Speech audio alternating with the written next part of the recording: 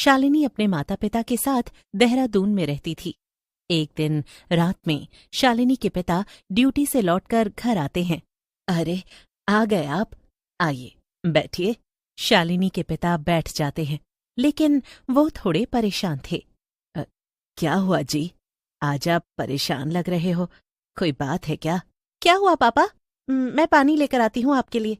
सुनो, मेरा ट्रांसफर हो गया है फतेहपुर में, अब हमें वहां जाना पड़ेगा। लेकिन पापा, मैंने अपने दोस्तों से सुना है कि उस शहर में भूत रहता है जो लोगों की आंखें निकाल कर ले जाता है। अपने बॉस को बोलो ना, कहीं और ट्रांसफर कर दे। ऐसा कुछ नहीं है वहां, सब कहने की बात है, और हमें कौन सा वहीं रहना है। बस कुछ दिनों की बात है, फिर मैं वापस यहीं ट्रांसफर के लिए लेटर डाल दूंगा और कुछ दिनों के बाद हम वापस लौट आएंगे। कब जाना है फतेहपुर? कल सुबह ही हमें यहाँ से निकलना होगा। मैं और शालिनी, हम दोनों सामान पैक करने जा रहे हैं। आप खाना खाओ और आराम से सो जाओ। शालिनी का परिवार सुबह ही अपना सामान पैक करके फतेहपुर चले जाते हैं और किराए के रूम में रहते हैं। शालिनी की शादी होने वाली थी, तो वो देर रात तक अपने होने वाले हस्बैंड से बात करती रहती थी। अगली सुबह मोहल्ले की एक औरत शालिनी के घर आती है और उसकी माँ से कहती है, अरे सुनती हो शालिनी की माँ? जी बोलिए, क्या हुआ? मैंने देखा है तुम्हारी बेटी शालिनी रात के 2 बजे तक फोन पर बात करती रहती है। उसको बोलो 11 बजे के बाद घर से बाहर ना निकले। क्या आपको पता नहीं, यहाँ रात में आंखें नोचने वाला भूतिया आदमी रहता है। हाँ बहन, वो उसकी शादी होने वाली है, तो वो अपने होने वाले हस्बैंड से बात करती है। मैं उसे समझा दूंगी कि रात में 11 बजे के बाद बाहर जाकर बात ना करे। एक रात जब शालिनी के माता पिता सो रहे थे, तो उन्हें अचानक शालिनी के चिल्लाने की आवाज आई। दोनों भागकर शालिनी के रूम में जाते हैं। क्या हुआ बेटी, तुम रो क्यों रही हो? देखो ना पापा, मुझे कुछ दिखाई नहीं दे रहा। वो भूतिया आदमी मेरी आंखें ले गया। हाँ, मेरी बच्ची, ये क्या हो गया? जब शालिनी के ससुराल वालों को पता चलता है कि शालिनी अंधी हो गई है, तो वो लोग शादी तोड़ देते हैं। मुझे माफ कर दो शालिनी, लेकिन मैं अंधी लड़की से शादी नहीं कर सकता। शालिनी ये सब सुनकर जोर जोर से रोती है। माँ, मुझे मेरी आंखें वापस चाहिए। रात में शालिनी के माता पिता पड़ोस वाली औरत के पास जाते हैं। भाई साहब, मैंने तो पहले ही समझाया था। वो भूत कौन है, कहाँ से आता है और वो लोगों की आंखें क्यों लेकर जाता है, ये तो मुझे पता नहीं। लेकिन गांव के लोग कहते हैं कि वो भूत तो बस नौकर है, उसके पीछे किसी तांत्रिक का हाथ है। उसने उस भूत को गुलाम बना रखा है। तो एक काम करते हैं, हम उस भूत का पीछा करेंगे, जिससे हमें पता चल सके कि वो ऐसा क्यों करता है और वो तांत्रिक कौन है जो लोगों की आंखें निकलवाता है। गांव के कुछ लोगों ने ऐसा करने की कोशिश की थी, लेकिन फिर वो कभी लौटकर वापस नहीं आए। जो भी हो, हम अपनी बच्ची की आंखों के लिए कुछ भी करेंगे। एक दिन शालिनी की माँ अपनी असली आंखों के ऊपर नकली आंखें लगाकर रात में गांव के चौराहे पर खड़ी हो जाती है। रात के ठीक 12 बजे एक भूत वहां आता है। शिकार, वो भी चौराहे पर। भूत शालिनी की माँ की नकली आंखें नोचकर ले जाता है। फिर शालिनी के माता पिता उस भूत के पीछे जाते हैं। भूत जंगल में एक टूटी फूटी झोपड़ी में घुस जाता है।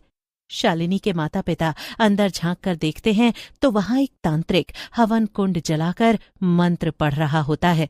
वो लोग छुपकर उनकी बातें सुनने लगते हैं। आ गया मेरा गुलाम आंखें लेकर। ये लीजिए मेरे आका। ये क्या लाया है? ये तो नकली आंखें, तुझे किसी ने पागल बना दिया। मैं तुझे 100 लोगों की आंखें दे चुका हूं, अब मुझे आजाद कर। अभी नहीं, अभी तो तुझे 51 आंखें और लाकर देनी है। हवन की आग अब और तेज जल रही थी। भूत वहीं खड़ा कांप रहा था। तांत्रिक ने जो ताबीज निगला था उसमें 100 लोगों की असली आंखें बंद थीं, जिनमें शालिनी की आंखें भी थीं। हे भगवान, हमारी बेटी की आंखें अब इसके पेट मूर्खों, अब ये आंखें मेरे शरीर का हिस्सा बन चुकी हैं। अब मुझे कोई नहीं रोक सकता। अब मैं बहुत शक्तिशाली तांत्रिक बन जाऊंगा। इसने मुझसे झूठ बोला, अब मैं इसे नहीं छोड़ूंगा। जा, मेरी रक्षा कर। मैं तेरा स्वामी हूं। जा जाकर पहरेदारी कर रोज की तरह। अब नहीं, तूने मुझे धोखा दिया है, मुझसे झूठ बोला। अब मैं तुम्हें नहीं छोड़ूंगा। अब मैं तेरी भी आंखें नोच लूंगा।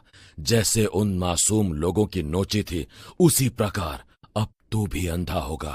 भूत ने हाथ उठाया। उसके हाथ से अजीब काली भाप निकली और तांत्रिक की ओर बढ़ने लगी। ओम क्लीम काल दूताय नमः।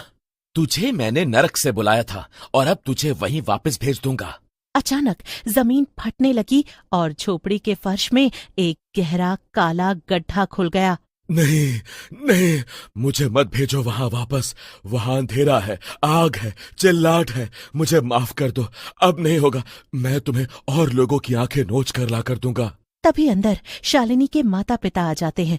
नहीं, इस बार तुझे इस भूत को भी आजाद करना होगा। चुप रहो। अब मेरी शक्ति असीम है, मैं सबको अंधा कर दूंगा।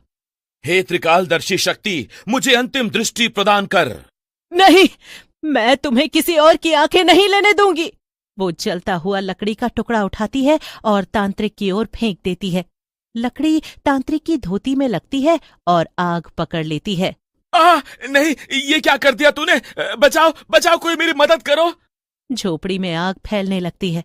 तांत्रिक भागने की कोशिश करता है, लेकिन भूत उसे पकड़ लेता है। तूने मुझे नर्क से निकाला, अब मैं अपने साथ साथ तुझे भी वहां ले जाऊंगा। नहीं, मुझे मत ले जा। मैं तेरे सामने हाथ जोड़ता हूँ, मुझे नर्क में लेकर मत जा। तूने मुझे मजबूर किया आंखें चुराने के लिए और उन मासूमों की जिंदगी बर्बाद करी। भूत और तांत्रिक दोनों उस गड्ढे में समा जाते हैं। अब क्या होगा? मेरी बेटी की आंखें तो तांत्रिक ने खा ली थी। तभी झोपड़ी के एक कोने से उजाला निकलता है और उसमें से एक साधु प्रकट होता है। डरो मत, मैं वो हूं जो हमेशा संतुलन बनाए रखता है। तांत्रिक की मृत्यु से उसकी तंत्र शक्ति खत्म हो चुकी है।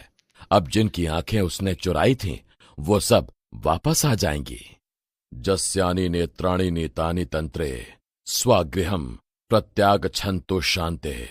शालिनी के घर के कमरे में, जहां वो अंधी पड़ी थी, एक चमकदार रोशनी आती है और उसकी आंखों में समा जाती है। हाँ, हाँ, माँ, पापा, मुझे सब दिखाई दे रहा है। हाँ, मैं देख सकती हूँ। हाँ मेरी बच्ची, अब तू पहले जैसी हो गई है। अब तू सब कुछ देख सकती है। अगली सुबह गांव में फिर से चर्चा थी। अब तांत्रिक नहीं रहा और भूत भी मुक्ति पा चुका है, लेकिन कुछ लोगों को अभी भी डर था। शालिनी के माता पिता गांव वालों के साथ मिलकर जंगलों, कुओं और पुरानी हवेलियों में ताबीज ढूंढते हैं। एक ताबीज जो बहुत ही शक्तिशाली था, उन्हें शमशान के एक पुराने पीपल के पेड़ की जड़ में मिला। वो उसे जलाकर राख कर देते हैं। अब शालिनी की आंखें वापस आ चुकी थी, मगर उसकी शादी टूट चुकी थी। वो अंदर से टूटी हुई थी। माँ, क्या मैं अब किसी को पसंद आ सकती हूँ? क्या कोई अंधी रही लड़की से शादी करेगा? बेटा, अब तू अंधी नहीं है और तू किसी से कम नहीं है। कुछ दिन बाद वही लड़का जो शादी तोड़ चुका था लौट कर आया। जब मुझे तुम्हारी जरूरत थी, तब तुमने मुझसे अलग होने का फैसला किया। अब मैं कैसे मान लूं कि कभी आगे मुझे कुछ हुआ तो तुम मुझे फिर से ऐसे ही नहीं छोड़ दोगे? शालिनी ने अपने आत्मसम्मान को चुना।